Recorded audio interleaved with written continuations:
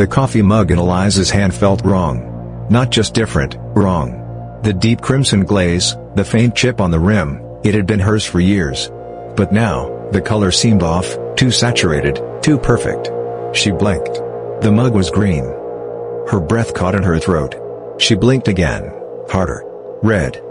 The air in the apartment thickened, pressing against her chest. The heater's low hum stuttered, the light outside shifted, and for a fraction of a second, the world itself seemed to flicker.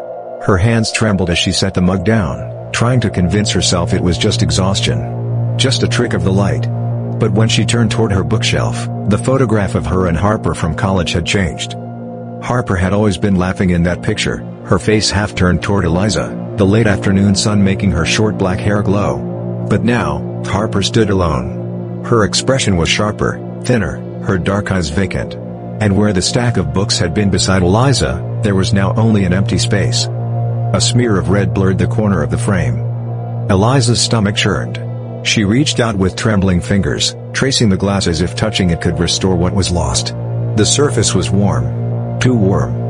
Her reflection in the black monitor caught her attention. She turned slowly. Her own face stared back, hollow-eyed and pale, but there was something off. The angles of her face were subtly wrong, her eyes a fraction too wide, her lips parted as if mid-whisper. And then her reflection blinked. She had it. A sharp knock at the door shattered the silence. She flinched, spinning toward the sound. Her pulse pounded. No one ever came to her apartment.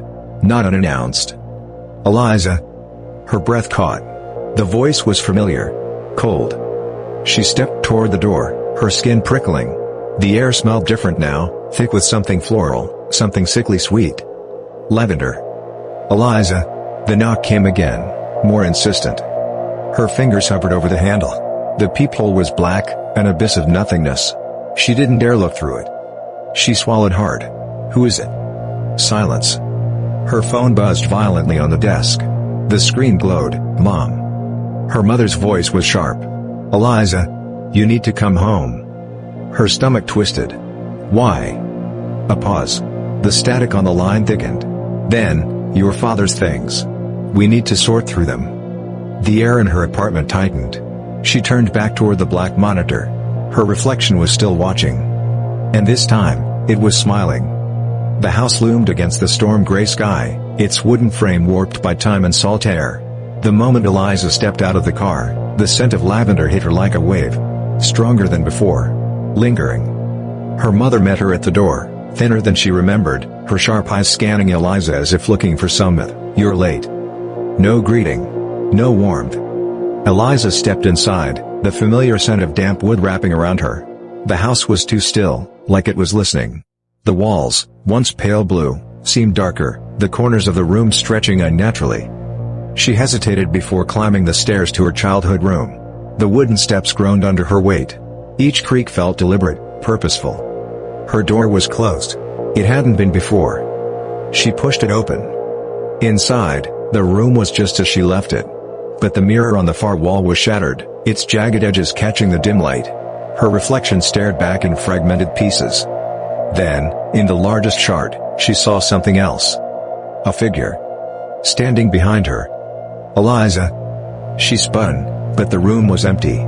The whisper curled through the air, slipping between the cracks of the walls, seeping into her bones. A memory surfaced, fingers slipping from her grasp, a scream lost to the wind, the crash of waves against jagged rock. A presence, always just beyond the edge of her vision. The mirror pulsed. The reflection of the room warped, stretching, shifting. And then, her reflection stepped forward. Not the real her. Not quite. Eliza, it whispered again, voice curling into a sickening smile. You're remembering. The world flickered. And everything changed. For more content, like, subscribe our channel.